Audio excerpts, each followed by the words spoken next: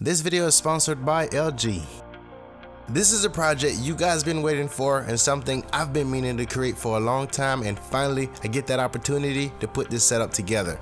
And this isn't just any outdoor project, this is something I'm going to be looking forward to get to and spending time with the family.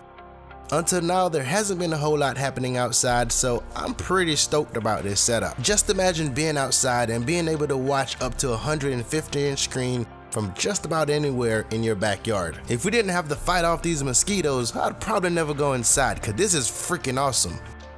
Last year I made this fat chair and it was a really cool build, and ever since then I wanted to make a matching sofa. Being a year removed from that project, the question is, would I make that chair the same as I did prior? And the quick answer to that is yes. At the time I felt like that was a design that fit my skill set, and I still stand by it, but I do think there are some improvement that can be done. So in this video, the focus is going to be to improve the design, but also make a bigger version of that, and we'll see how that comes out.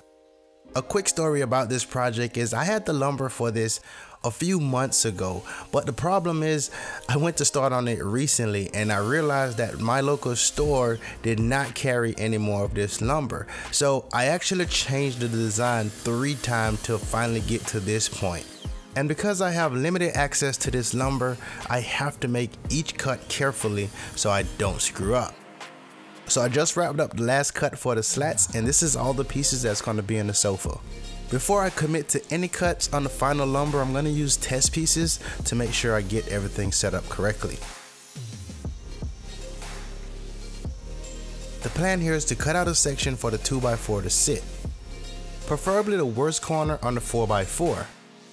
My blade needs to be 1.5 inches high, and the fence needs to be 1.5 inches away from the outside of the blade. This is not the easiest cut to make, and some table saw may more than likely struggle with making this cut. If you happen to have a circular saw that comes with a rip guide, that would probably be the second best way to make this cut.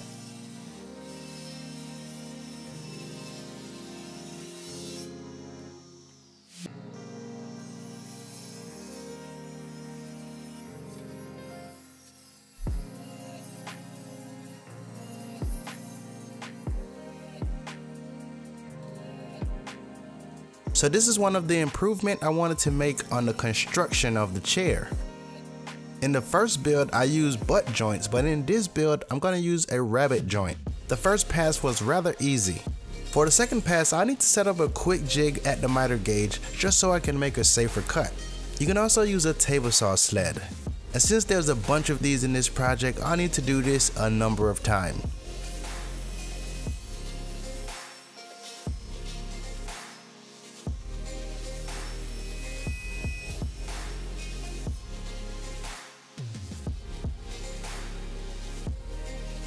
For the end caps on the seating area, I need to cut out 3 sections from that. Basically, we're repeating the same step that was done on the previous step by taking off the 2 ends, and then we'll also cut off one of the inside section of the end cap.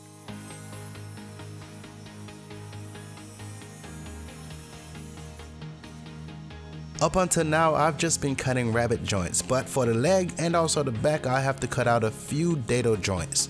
If you have a dado stack or a multi-tool, you can also cut the dado out that way.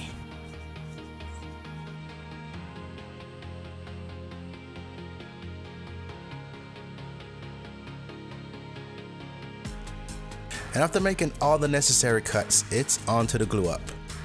When I look at my stash of clamps, it's like, yeah, I have a fair amount until I actually need my clamps. Now, I have a lot of smaller clamps, but I don't really have a lot of them that's good enough for big glue ups. For instance, a glue up like this would probably need about 8 to 10 clamps.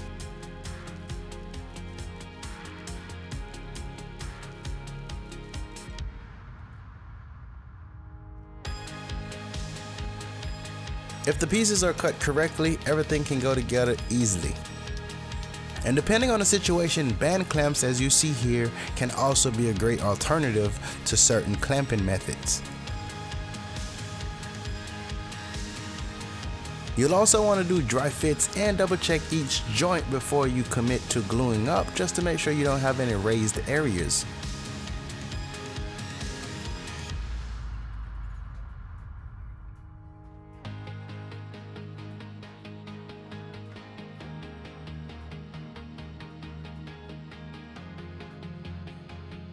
This part got a little tricky for me, so I had to place an X in the areas that I was planning to add glue.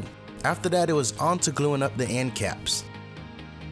And I know not a lot of you guys have clamps of this size, but you can always use band clamps, or you can use screws and just plug the holes, and I'll show you what I mean later in the video. Before I attach the slats, I flooded the area with wood glue. Now keep in mind that the wood glue needs to be an exterior rated wood glue. The sofa will be homed on my patio, which is a covered patio. Unless there is a windy, rainy day, I don't expect this to get a lot of exposure to rain. I wanted to note this because I'm using Douglass Fir. The main reason for this is I can stain it and have the results that I was hoping for. Cedar and pressure treated wood is a better option if you want to leave this sofa out in the weather.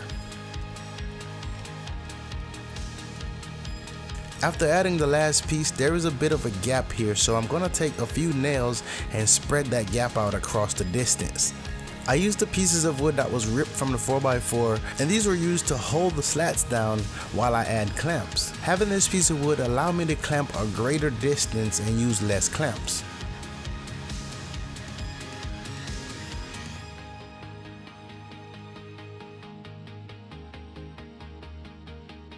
Now that the glue has set up, this is the perfect time to go ahead and install screws. I'd recommend adding 4 screws per slat, 2 on each end. I plan to add the screws a little later because I don't have screws long enough. And although I could drill holes to get closer, I don't want to degrade the structure of the 4x4. And this is pretty much the entire sofa broken down into 4 individual pieces. I held the seating area and the leg together with a clamp, then I checked for squaring. I did notice that 3 of the 4 points I checked were squared and the other one was a bit off. Now this could be because the wood is twisted, but I'm not 100% sure. You can glue the small leg to the seating area of the sofa. I actually skipped that step because I think the lag bolts are good enough. I plan to put 4 bolts here, but until I sort out the other side, I don't want to put all the bolts in just yet.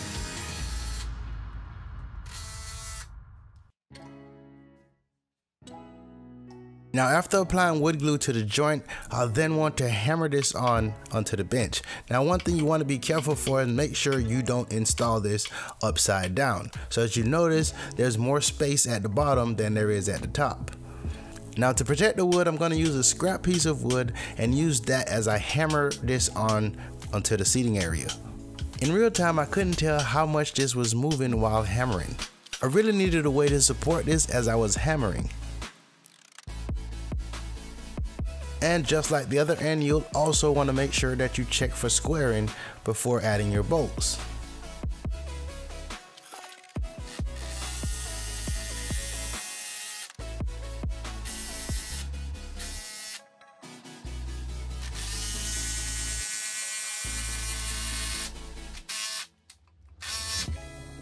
I made a few marks right where the back of the seat post will sit. I then spread out some glue in that section. Finally, I placed the seat back at the mark. I then clamped it to the arm as I prepared to secure it down permanently.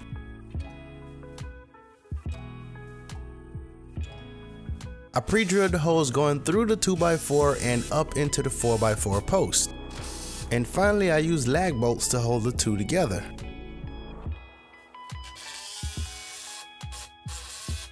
Driving a lag bolt through the arm and into the back should add a lot of support. I also want to hide the bolt, so I marked the frosting bit to set the drill depth. I then found the center of where the 2 lumbers intersect, marked the line there, and then drilled the hole.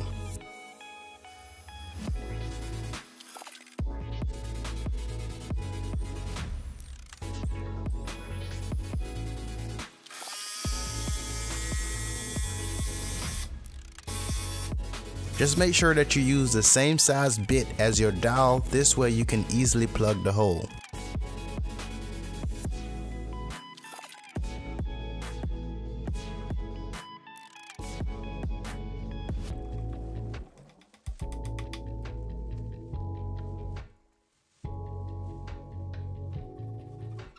Before I get into the sanding, I'm going to take a chisel and clean up some of the wood and scrape off some of the glue squeeze out.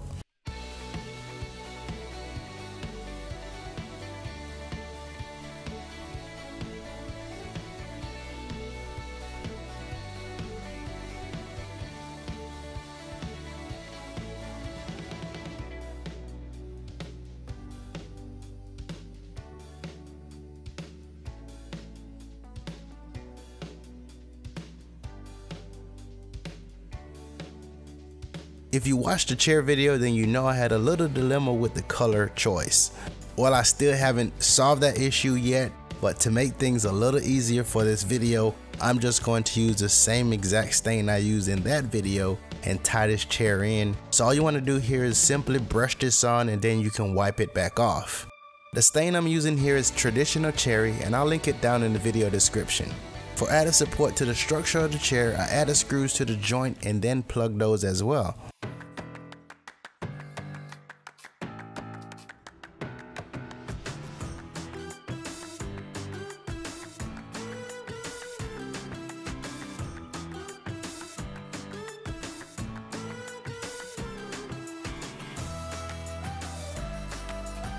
As a way to lift the sofa off the ground, I added these furniture leveling glides, and these are perfect for carpet and also hard floor.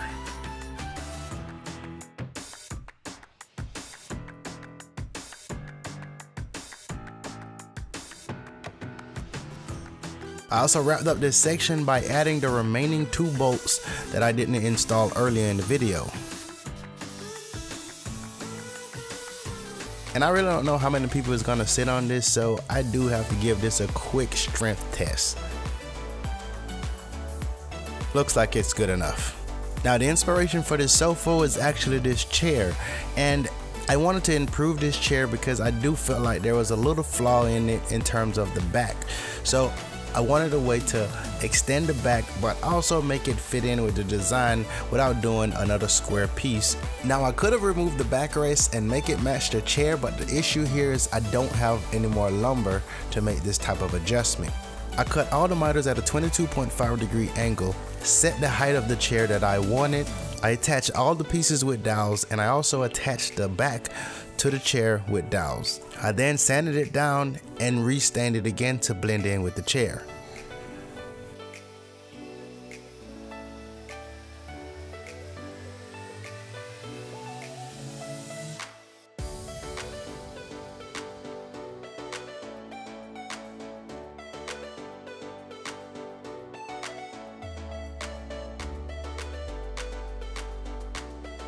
To bring the design together, I made a planner that wraps around the sofa. I'll have a separate video on this that goes into greater detail. I cut down a PVC panel to make this box that would house the projector. Since these are not going on my patio at the moment, I needed a way to cover these up from the rain, so I'm going to use a large cantilever umbrella. Now this was winding down, and this was the beginning of a long day because this is the day I wanted to shoot all the final footage for this project.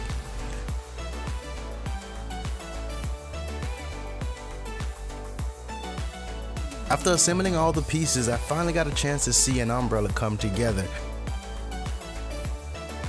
And to get to the finish line, it was all hands on deck, so we even had the little one out here taking care of the planter box.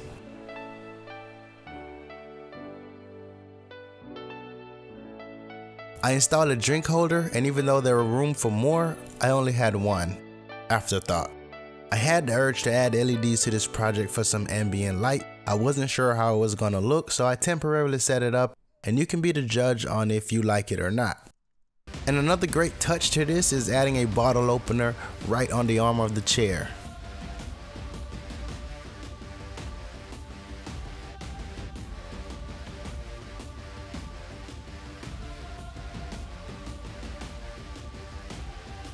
So I'm not even gonna stunt here. I don't drink liquor, but my Caribbean soda works really well on this. So one of the rules around here that nobody follows but me is you cannot sit down until the job is done. And the job is done.